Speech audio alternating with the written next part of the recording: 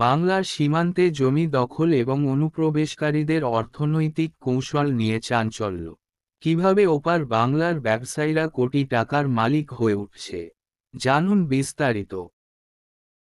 আমি ইন্দ্রজিৎ, স্বাগত জানাই আপনাদের কণ্ঠশিল্পী নেক্সটকে। যদি এমন গুরুত্বপূর্ণ সংবাদ এবং বিশ্লেষণ পছন্দ করেন, তাহলে অবশ্যই সাবস্ক্রাইব করুন এবং ভিডিওটি শেয়ার করুন। সম্প্রতি একটি গোয়েন্দা রিপোর্টে উঠে এসেছে যে বাংলাদেশের ব্যবসায়ীরা ভারতের মালদহ, মুর্শিদাবাদ এবং দিনাজপুরের মতো সীমান্তবর্তী এলাকায় অবৈধভাবে জমি দখল করছে।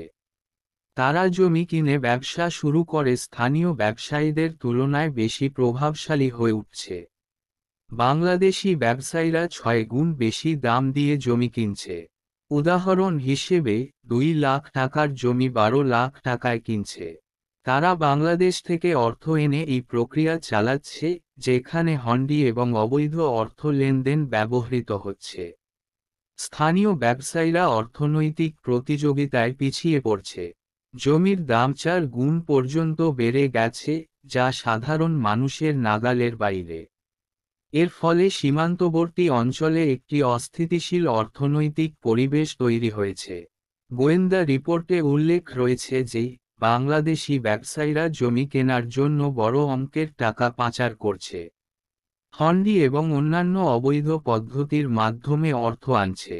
জমি দখল এবং অর্থনৈতিক কৌশল ছাড়াও এই কর্মকাণ্ড দেশের নিরাপত্তার জন্য বড় চ্যালেঞ্জ তৈরি করছে। জঙ্গি অনুপ্রবেশের মতো সমস্যাগুলিও বাড়ছে।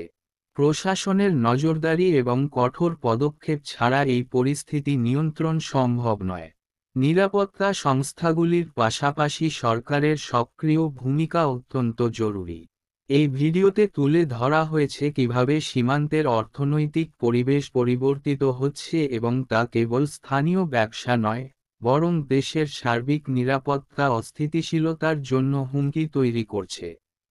এই পরিস্থিতি সম্পর্কে আপনার মতামত কি? কমেন্টে জানাতে ভুলবেন না। আরও এমন বিশ্লেষণী ভিডিওর জন্য আমাদের চ্যানেল সাবস্ক্রাইব করুন এবং বেল আইকন প্রেস করুন।